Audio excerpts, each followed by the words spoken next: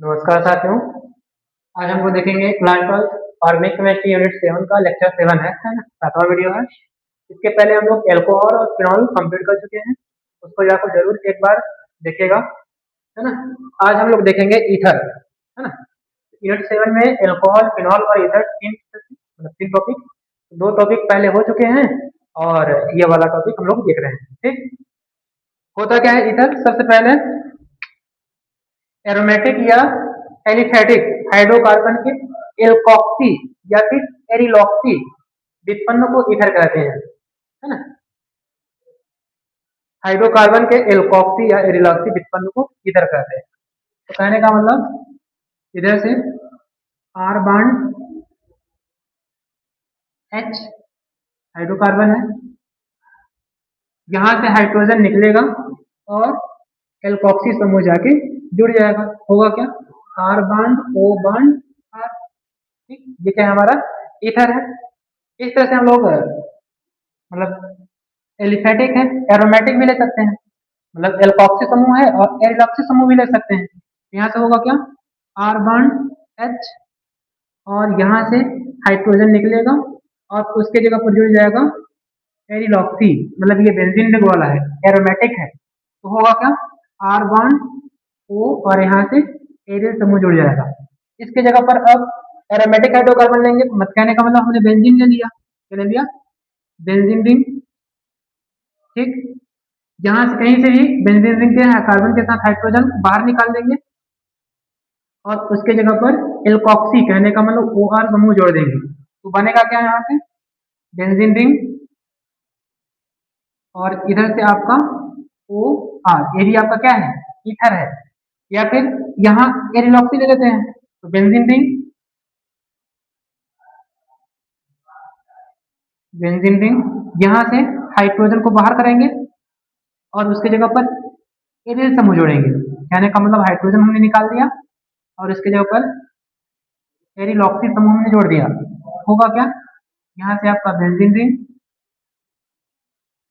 ठीक, और यहाँ से ओ ए आर समूह जुड़ गया। ये क्या है? आपका एरोमेटिक हाइड्रोकार्बन, मतलब एल्केन है। एल्केन एलिफैटिक हाइड्रोकार्बन है ना, एलिफैटिक हाइड्रोकार्बन। ठीक, ये भी एलिफैटिक हाइड्रोकार्बन है, ये एरोमेटिक हाइड्रोकार्बन है। ये भी आपका क्या है? एल्केन। ये है आपका बेंजीन, बेंजीन। ये भी क्या है आपका? Benzene, benzene. ये हमको क्या प्राप्त हुआ? ईथर। यहाँ से भी हमको क्या प्राप्त हुआ? ईथर। ये भी हमारा क्या है? ईथर। ये भी हमारा क्या है? ईथर। कहने का मतलब इसमें एल्केन समूह भी हो सकता है और एरिल समूह भी हो सकता है। ठीक, तो परिभाषा क्या हो जाएगा? सिंपल सा हमको पता है, हाइड्रोकार्बन के एल्कोक्सी या एरिलॉक्सी, हाइड्रोकार्बन के एल्कोक्सी या एरिलॉक्सी व्युत्पन्न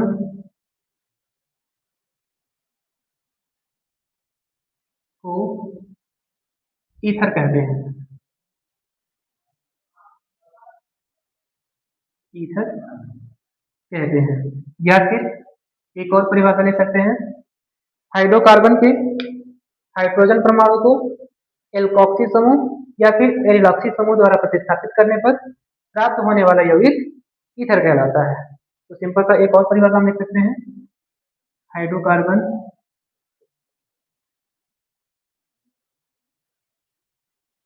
हाइड्रोकार्बन के हाइड्रोजन हाइड्रोजन परमाणु को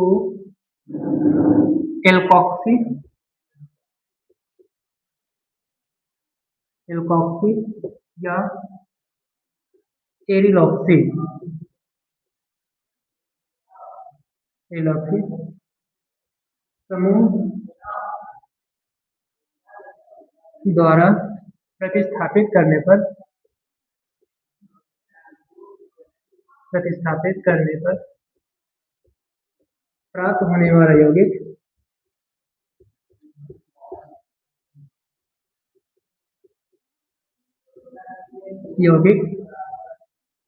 ईथर कहलाता है।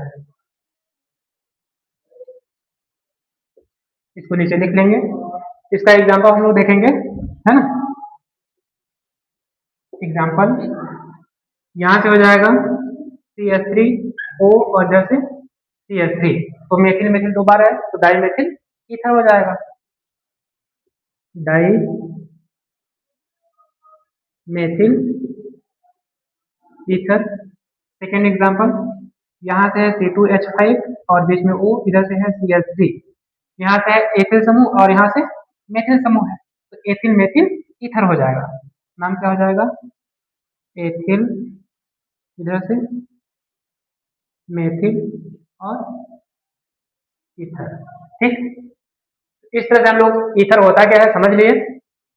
फिर एक बार देखेंगे, यह है हाइड्रोकार्बन, है ना।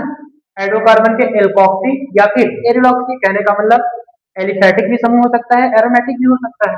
एलिफेटिक हो गया, एरोमेटिक है, तो उसके व्युत्पन्न को ही हम लोग क्या बोलेंगे? ईथर बोलेंगे। तो सिंपल सा परिभाषा हमने बताया, हाइड्रोकार्बन के एल्कोक्सी या एरिलॉक्सी व्युत्पन्न को ईथर कहते हैं, या फिर हाइड्रोकार्बन के हाइड्रोजन परमाणु को एल्कोक्सी या एरिलॉक्सी समूह द्वारा प्रतिस्थापित करने पर प्राप्त होने वाला यौगिक ईथर कहलाता है। ठीक, तो इस तरह से हम लोग समझ लिए और इसमें दो एग्जाम्पल हम लोग देखे। आगे हम लोग देखेंगे ईथर का नामकरण, है ना।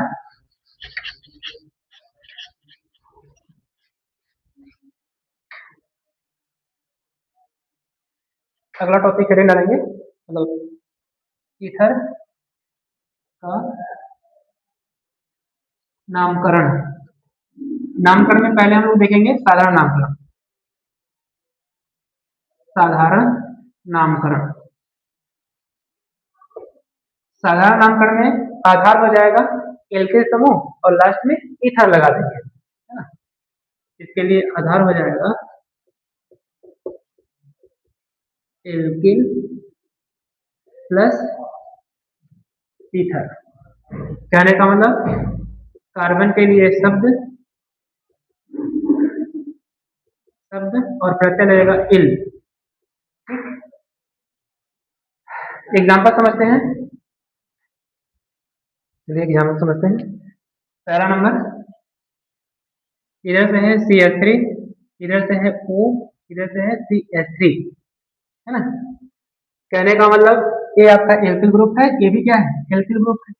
दो बार एक कार्बन को बोलेंगे मेथ, प्रत्यय लग जाएगा इल। इधर भी मेथिल है, इधर भी मेथिल है, दो बार मेथिल मेथिल नहीं दिख रहा है, इसके लिए हम क्या लगा देंगे? Di methyl. ठीक, तो नाम क्या हो जाएगा? डाई मेथिल, फिर लास्ट में ईथर। ठीक, दूसरा एग्जांपल हम लोग समझते हैं, C2H5, C2H5O, इधर से CH3। कहने का मतलब इसको बोलेंगे दो कार्बन एथ, इसको बोलेंगे मेथ, है ना। तो एथ ई पहले आएगा और एम बाद में आएगा, तो इसका नाम पहले लिखेंगे, ध्यान रखेंगे। यहाँ से क्या हो जाएगा? एथिल, और यहाँ से मेथिल, और लास्ट में क्या लगा देंगे? ईथर। बहुत ही सिंपल है।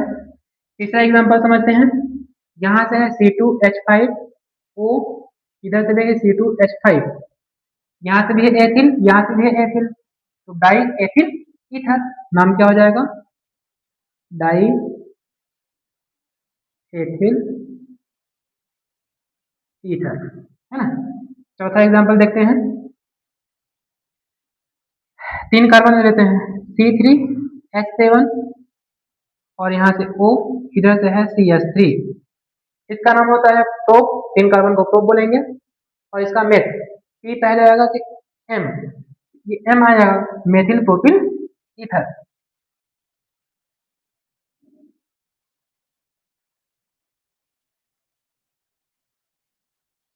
मेथिल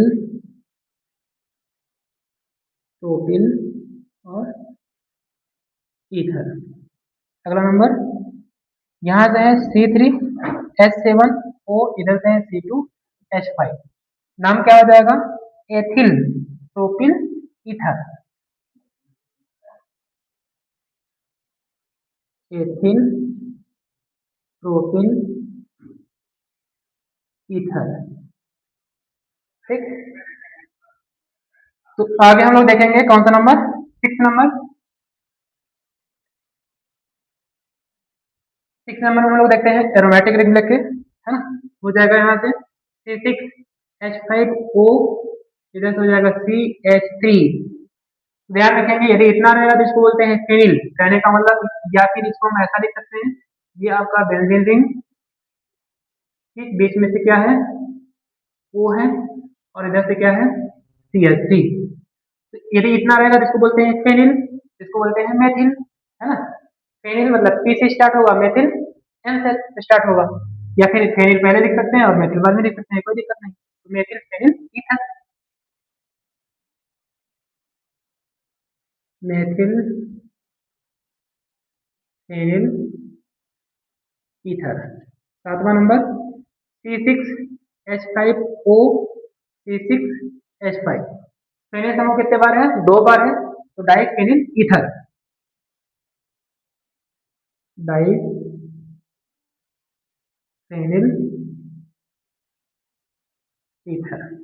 ठीक, 8वां नंबर देखते हैं, या फिर इसको यदि लिखना चाहते हैं तो ऐसा लिख लेंगे, ये आपका बेंजीन रिंग, इधर से बीच में O, इधर से भी आपका बेंजीन रिंग, ये है ना। अगला हम लोग देखते हैं C6H5O, C2H5। ये हो जाएगा फेनिल, ये हो जाएगा आपका एथिल, एथिल फेनिल ईथर।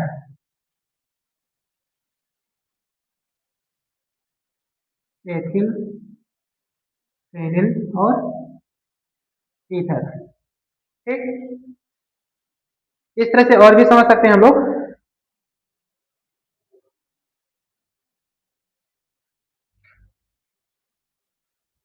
और बहुत सारे एग्जाम्पल ले लेकर समझ सकते हैं, तो इतना हम लोग देख लिए। आगे हम लोग देखेंगे IUPAC नामकरण। ठीक, उम्मीद है समझ में आया होगा। फिर एक बार देख लेंगे सारा नामकरण में हम लोग, आधार आपको समझना है, मतलब एल्किल ग्रुप पहले ले लेते हैं और लास्ट में ईथर लगा देते हैं। जितने कार्बन रहेंगे उसको गिन के हम लिख लेंगे, इधर भी मेथिल है, इधर भी मेथिल है, डाई मेथिल ईथर। यहाँ मेथिल समूह, इधर एथिल समूह, तो मतलब ई पहले आएगा, एम बाद में आएगा, तो क्या हो जाएगा, एथिल मेथिल ईथर। ठीक, तीसरा एग्जाम्पल समझते हैं। यहाँ से C2H5, यहाँ से भी क्या है, C2H5, कहने का मतलब एथिल 2 बार है, तो डाई एथिल ईथर। ठीक, तो इस तरह से हम लोग सारा नामकरण सीख लिए। आगे हम लोग देखेंगे IUPAC नामकरण। हेडिंग डालेंगे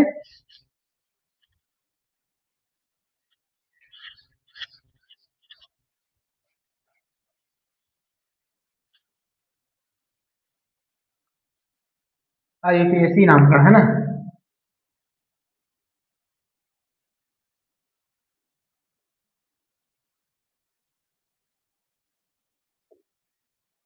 ठीक, IUPAC में आपका आधार हो जाएगा एल्कोक्सी, और लास्ट में एल्केन समूह हो जाएगा, एल्कोक्सी और लास्ट में एल्केन। ठीक, एल्कोक्सी एल्केन, मतलब कार्बन के लिए शब्द लगेगा और लास्ट में ऑक्सी लग जाएगा, कार्बन के लिए शब्द और लास्ट में ऑक्सी प्रत्यय लग जाएगा, है ना। इसमें कार्बन के लिए शब्द और प्रत्यय लगेगा एन। ठीक, एग्जाम्पल समझते हैं, बहुत ही अच्छा है, समझेंगे। पहला नंबर, यहाँ से आपका CH3, इधर से O, इधर से है CH3। अब ध्यान रखेंगे इसमें दोनों साइड क्या है, कार्बन की संख्या से मैं किसी के साथ ऑक्सीजन मिला लेंगे। जैसे हम इसके साथ ऑक्सीजन मिलाएंगे तो इसका नाम क्या हो जाएगा, एल्कोक्सी, मतलब ऑक्सी शब्द लग जाएगा। तो एक कार्बन को मेथ, मेथॉक्सी, मेथेन, सिंपल सा हो जाएगा, क्या हो जाएगा, मेथॉक्सी, और इसको बोलेंगे मेथ, सिंगल बंद है तो एन, मेथेन।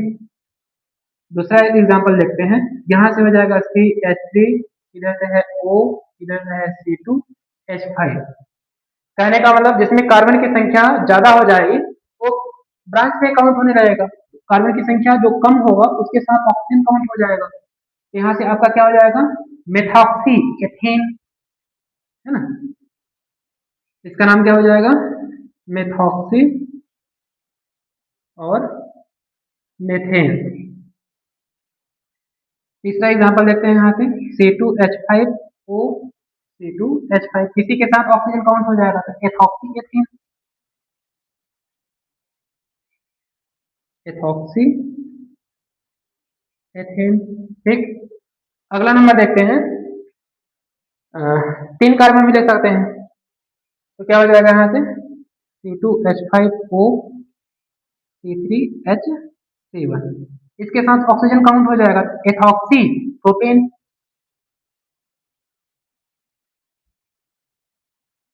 एथॉक्सी और लास्ट में क्या हो जाएगा, प्रोपेन, है ना, एथॉक्सी प्रोपेन। अगला एग्जांपल देखते हैं, 5वां नंबर।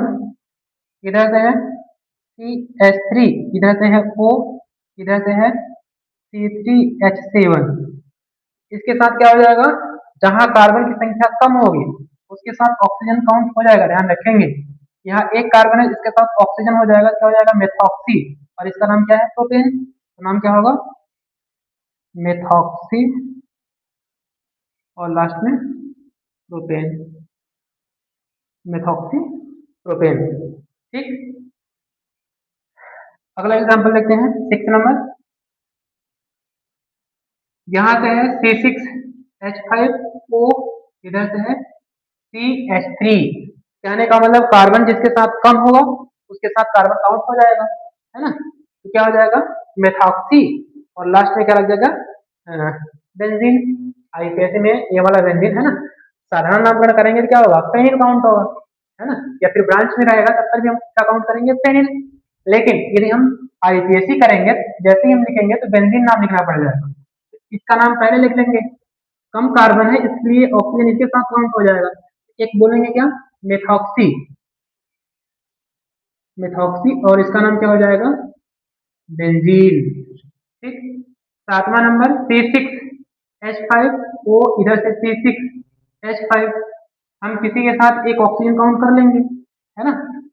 तो क्या हो जाएगा, फिनॉक्सी, है ना।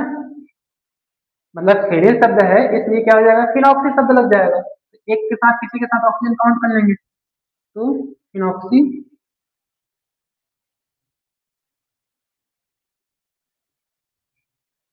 फिनॉक्सी और इसका नाम क्या हो जाएगा, बेंजीन, है ना, फिनॉक्सी बेंजीन।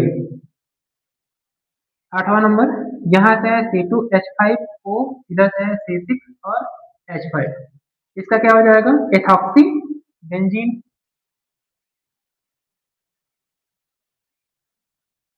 Ethoxy benzene. ठीक, इस तरह से हम लोग आज की वीडियो में सीखे ईथर होता क्या है ना, ईथर के नामकरण, साधारण नामकरण और आईपीएसी नामकरण। ठीक, एक बार वीडियो अच्छे से जरूर देखिएगा और अच्छे से समझ में आएगा। धन्यवाद।